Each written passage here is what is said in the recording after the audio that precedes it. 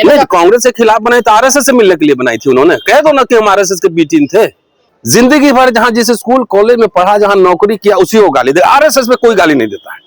आपको आरएसएस से मिलकर सरकार बनाने में शर्म तो नहीं आई? बाबा साहब का नाम लेके बाबा साहब को उल्टा काम किया। एक व्यक्ति के महत्वाकांक्षा को पूरा करने के लिए उत्तर प्रदेश देश नहीं है, एक व्यक्ति के महत्वाकांक्षा को पूरा करने के लिए आप आरएसएस से मिल गए। लेकिन जब आरएसएस बीजेपी ने पूरा हिंदू राष्ट्र के नाम पर हमला कर दिया, संविधान पर और भारतीय गणराज्य पे, तो उस समय आप तीसरी पार्टी बनाएंगे, या तो सीधा बोलो कि हम बीजेपी के बी टीम है। तो कांशीराम साहब ने गलत किया था उस टाइम। नहीं, तो आरएसएस से मिलना क्या सही कैसे हो सकता है? जवाहरलाल नेहरू भी मनुवादी है, इंदिरा गांधी भी मनुवादी है, जगजीवन राम चमचा है, तो सबसे बढ़िया आप ही थे कि जाके आरएसएस से मिल गए। आखिर आपने सीएम बनाने के लिए बीजेपी से 3 बार समर्थन लिया कि नहीं लिया? हाँ ना बोलो। हम तो नहीं लिए बीजेपी से कुछ भी, हम तो मुकदमा लड़ रहे हैं भाई। हमारा तो गलत किया था, तो गलत था वो, उसका खामियाजा पूरा देश का दलित समाज भुगत रहा है अभी। मैंने तो सिर्फ ये सवाल उठाया था कि चमचा युग किताब में हिंदू महासभा, आरएसएस, जनसंघ जो है, एक शब्द भी नहीं है। क्यों नहीं है? भारत में एक समुदाय है, उसका एक पार्टी भी है, अब तो जाति की पार्टी बन के रह गई ना। बसपा के बारे में कह रहा हूँ सीधा। ये आर्गुमेंटेटिव कम्युनिटी था ना, संत रविदास हो चाहे बाबा साहब हो, आर्गुमेंट तर्क करते थे ना। आपके जितने आपने कमेंट पढ़े उसमें तर्क है, कोई बहस है? नहीं, तर्क है। राहुल गांधी ने ठीक कहा। नहीं, एक मिनट, तर्क है कि गाली है? लॉजिक है, तर्क भी है, लॉजिक भी, गाली। अच्छा, अब आ रहा हूँ, ठीक है। तो क्या कहा हमने उस दिन जिसपे इतना कंट्रोवर्सी मचा हुआ है कि राहुल गांधी का एक भाषण लखनऊ में कि अगर जवाहरलाल नेहरू के समय अगर होते तो मुख्यमंत्री होते, तो मैंने क्या कहा? मैं तो एनालिसिस करूंगा ना, मैं लॉजिक दूंगा, तर्क दूंगा कि भाई 45 साल बड़े थे उम्र में नेहरू से, और अगर 60 के दशक में आखिर जहां नौकरी कर रहे थे डीआरडीओ में, वो भी तो नेहरू का ही बनाया हुआ था ना, है? जहां कॉलेज में रोपर में पढ़े, वो भी तो सरकार का ही था ना। तो उसी सिस्टम में पले बढ़े, नौकरी किए। तो अगर 30 साल की उम्र में मुख्यमंत्री बन जाते तो ये तो शानदार उपलब्धि होती ना, शानदार उपलब्धि होती। तो 30 साल में सीएम बनते, तो फिर 90 के दशक में पीएम भी बन जाते। यही तो मैंने कहा, ये तो लॉजिक है ना, उसका लॉजिक है। लोग ये कह रहे हैं पंडित नेहरू अगर बाबू जगजीवन राम को नहीं बना पाए तो कांशीराम को कैसे बना? प्रधानमंत्री तो एक ही पोस्ट है, बाबू जगजीवन राम नेहरू से सीनियर थे। बाबू जगजीवन राम, बाबूजी का तो उपाधि मिला ना, इंदिरा जी बाबूजी कहती थी, और तमाम इंपॉर्टेंट पोर्टफोलियो उनके पास थे। लाखों लाख नौकरियां, गालीबाज से पूछो उसका बाप कहाँ नौकरी करता था और दादा को नौकरी कैसे मिली, तो उससे पूछो ना जाके। सीएम बनाने की बात नहीं, आ रहा हूँ। वो लोकल पॉलिटिक्स में थे ही नहीं जगजीवन राम, वो तो सेंट्रल पॉलिटिक्स में थे। और तमाम रेलवे से लेकर, एग्रीकल्चर से लेकर, डिफेंस से लेकर, तमाम उनको इंपॉर्टेंट मिनिस्ट्री सब में लाखों लाख नौकरियां दलितों को दे दी उन्होंने। उस आदमी को भी चमचा कर तुम लोग। एहसान फरामोश हो यार। कहना है कि मान्यवर साहब ने जो पार्टी बनाई वो कांग्रेस के खिलाफ ही तो बनाई। नहीं, कांग्रेस के खिलाफ बनाई तो आरएसएस से मिलने के लिए बनाई थी उन्होंने। कह दो ना कि हम आरएसएस के बी टीम थे।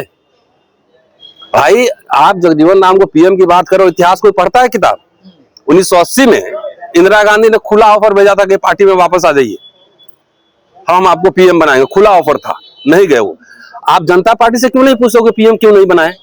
जनता पार्टी का चुनाव जो लड़ा गया वो तो बाबू जगजीवन राम के चेहरे पे ना लड़ा गया। तो क्यों नहीं पूछते हो जनता पार्टी से? आरएसएस से क्यों नहीं पूछते हो? वो आरएसएस वाली सरकार थी वो ना, मिला जुला के। तो अडवाणी से, अटल बिहारी वाजपेयी से क्यों नहीं पूछे? वहां भी कहा जाता है चौधरी चरण सिंह ने नहीं बनने दिया, तो उनसे पूछो ना। उनसे तो पूछते नहीं, वो तो प्रधानमंत्री के कैंडिडेट थे ना। कांग्रेस पार्टी की तरफ से कभी प्रधानमंत्री के कैंडिडेट नहीं थे, लेकिन कैंडिडेट इनको बना के, उससे नहीं पूछेगा। जिंदगी भर जहां जिस स्कूल कॉलेज में पढ़ा, जहां नौकरी किया, उसी को गाली दे। आरएसएस में कोई गाली नहीं देता है, बीजेपी में कोई कमेंट। इसलिए ये सबको हर कमेंट का जो ना 10 रुपया 20 रुपया मिलता है। वो कह रहे हैं प्रोफेसर रतनलाल सारी कमियों पर मिट्टी डालते हैं कांग्रेस की, कोई बात, सारी बातों को ठीक करते हैं, बेकार है उनको भी ठीक। पूछो तो 1950 के पहले उनके बाबूजी का इंडस्ट्री लगा था, यूनिवर्सिटी खोले थे, कॉलेज खोले थे, फैक्ट्री लगा था। कि जो भी दलित मिडिल क्लास का फॉर्मेशन हुआ, चाहे अर्बन क्लास का, ऑल कास्ट में कह रहा हूँ, तो वो तो अफर्मेटिव एक्शन से न हुआ दलितों का। तो एक मिनट ठहरो ना, फ्रीशिप मिला कि नहीं, एजुकेशन मिला कि नहीं, चाहे जितना मिला हो, स्कॉलरशिप मिला कि नहीं मिला, एक एक आदमी को 3-3 नौकरियां मिल रही थी कि नहीं मिल रही थी, पेंशन मिला कि नहीं मिला। अब काहे नहीं बोल रहे हो नौकरी खत्म है, शिक्षा गायब है, महंगा हो गया, पेंशन खत्म कर दिया अटल बिहारी। वो दुश्मन नहीं है आपका।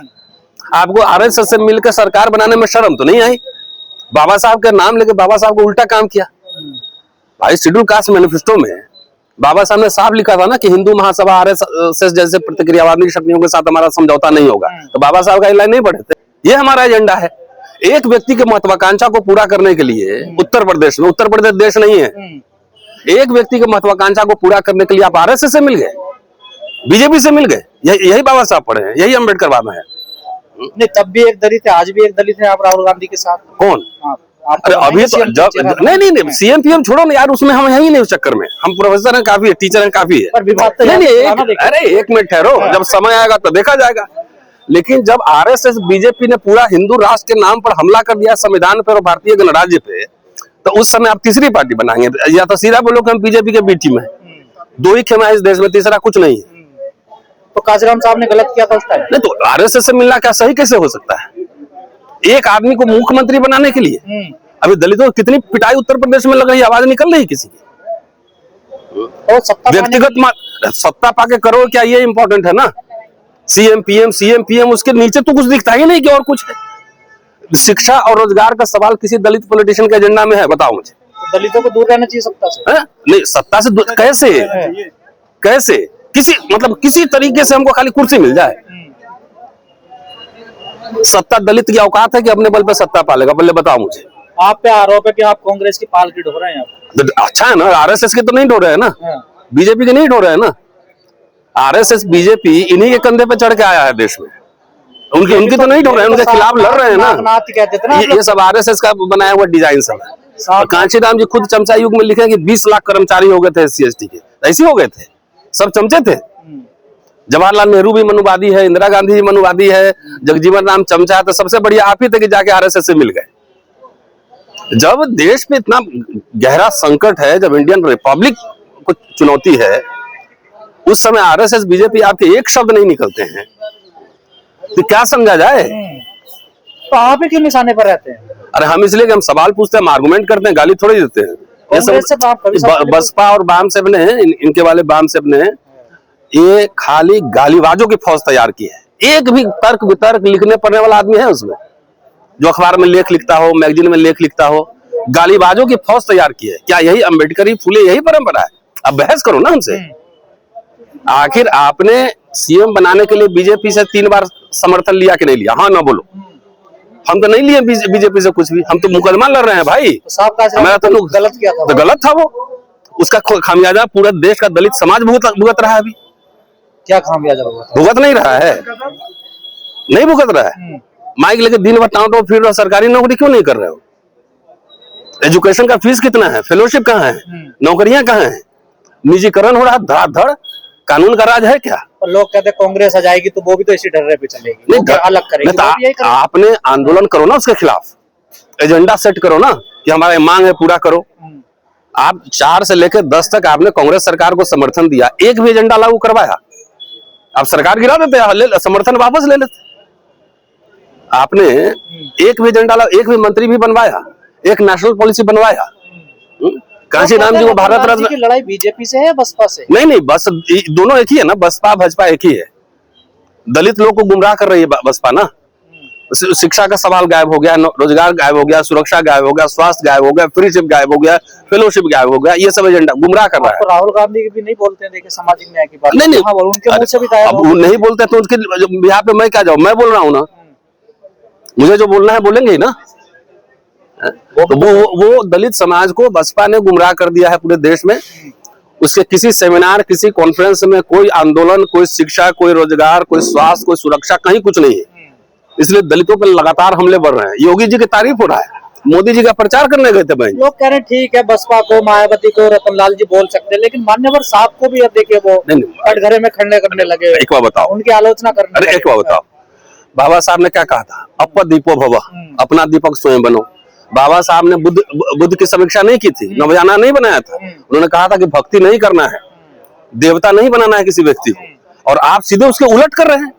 मैंने तो सिर्फ ये सवाल उठाया था कि चमचा युग किताब में हिंदू महासभा, आरएसएस, जनसंघ जो है, एक शब्द भी नहीं है, क्यों नहीं है? ये सवाल उठाया था ना। आप नरेंद्र मोदी का प्रचार करने गए थे कि नहीं गए थे? गुजरात दंगे के बाद गए थे ना। 3 बार उसे सीधा समर्थन लेके आपने सरकार बनाई थी ना। गठबंधन में थे ना तो। नहीं, वो सरकार बनाई थी ना। चौथी बार हाथी नहीं गणेश है, ब्रह्मा विष्णु महेश है। यूजीसी एक्ट पे काहे नहीं खुल के बोल रहे हैं? किसी चीज पे रोस्टर पे बोला था, रोस्टर की लड़ाई हम लोग लड़ रहे थे।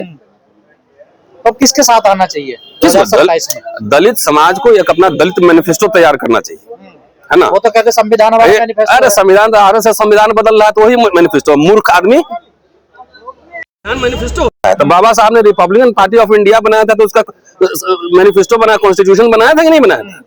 बसपा का तो यही कहना है कि हमारा तो पढ़ने लिखने वाले लोग नहीं है ना, तो उसको समझ नहीं है। संविधान का आर्टिकल सब बदलते जा रहा है, तो ये तुम्हारा संविधान है, यही मैनिफेस्टो है। तो मान्यवर साहब, ये तमाम लोग रहे, ये सब ना समझ नहीं, बाबा साहब के ही लाइन पे मैं बोल रहा हूँ। बाबा साहब ने इंडिपेंडेंट लेबर पार्टी का मैनिफेस्टो बनाया कि नहीं बनाया? हाँ ना बोलो। हाँ बिल्कुल बनाया।